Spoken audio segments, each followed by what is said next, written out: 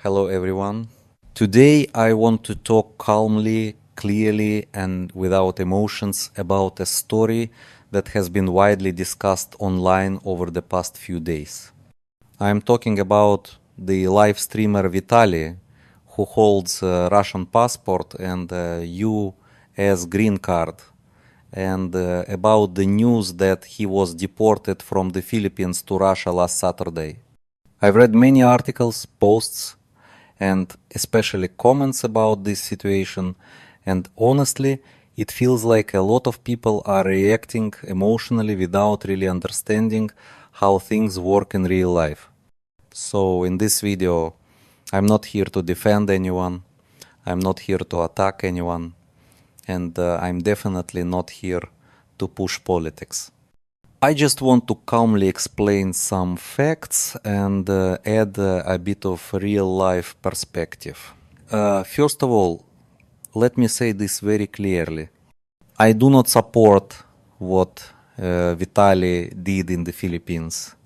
His behavior caused problems, and many of his actions were obviously done for content, for views, likes, and attention. That kind of behavior is irresponsible, especially in a foreign country, and it naturally leads to consequences. On this point, I think most people can agree. At the same time, speaking purely from a personal point of view, I believe that 9 months in jail is a very harsh punishment. In many similar cases around the world, deportation with a permanent ban from the country is usually considered sufficient. But again, I want to be very clear, I am not a judge and I do not represent any legal authority. If the Philippine government decided on this outcome, then it was their legal decision and it deserves to be respected. Now let's talk about something that really stood out to me, the comments under these news stories. A large number of people are saying that after being deported to Russia, Vitaly will supposedly be sent straight to war. Honestly, comments like this are disturbing. Any war is a tragedy. It means death, suffering, broken families, and ruined lives on all sides. When someone casually writes that another person will be sent to fight, they are essentially wishing violence or death on a human being. And that kind of mindset should make all of us stop and think for a moment. Whether someone likes a person or not, wishing such a fate on anyone is not normal, and it doesn't solve anything. Now let's talk about facts, not emotions. In Russia, there is a legally defined age range for mandatory military service. People who are above that age are not subject to conscription. The only way a person can serve is through a voluntary contract, and only if they personally choose to do so. There is no system where people are detained at airports or forced into military service against their will. These stories exist mainly online, but they do not reflect everyday reality.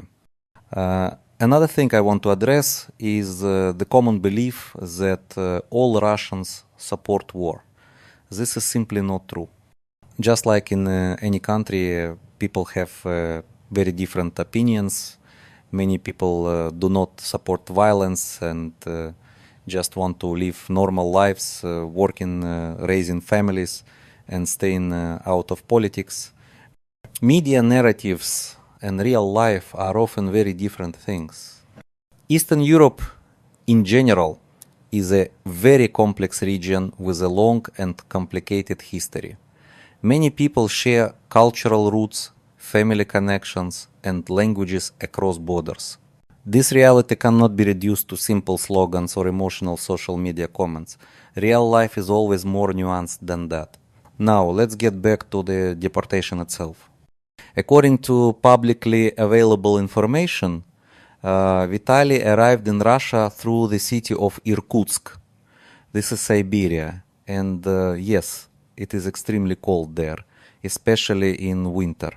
He didn't have warm clothing because he had been traveling from warm countries, and people immediately started using this fact to create dramatic stories.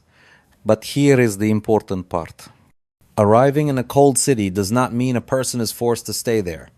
After passing border and customs control, a person is free to buy a ticket and continue traveling to any country where entry is legally permitted. As far as we know, Vitaly has that option. He can travel to other countries, and he also has the ability to return to the United States using his US green card, assuming he meets standard entry requirements. Nothing about the situation suggests that he is trapped or unable to leave. I can also confirm this based on my own personal experience. I was recently in Russia myself, even though I have not lived there for more than 25 years. I crossed the border calmly, went through customs, answered standard questions about my documents and the purpose of my visit, and later left the country without any problems. This is a normal routine process for many people. There were no threats, no pressure, no restrictions, and no hidden agendas. Just standard border procedures that exist in many countries around the world. That's why I find it strange when people confidently write comments claiming that someone is stuck, trapped, or will never be allowed to leave. These statements are usually made by people who have never experienced the process themselves and are relying only on rumors or social media narratives. To sum everything up, the internet is full of opinions, emotions, and assumptions. People who don't know the facts will always write comments based on fear, anger, or misinformation. But loud comments do not equal truth. I hope this video helped clarify the situation for those who genuinely wanted to understand what is actually happening, rather than just reacting emotionally or spreading rumors. Thank you all for watching, and I appreciate everyone who took the time to listen calmly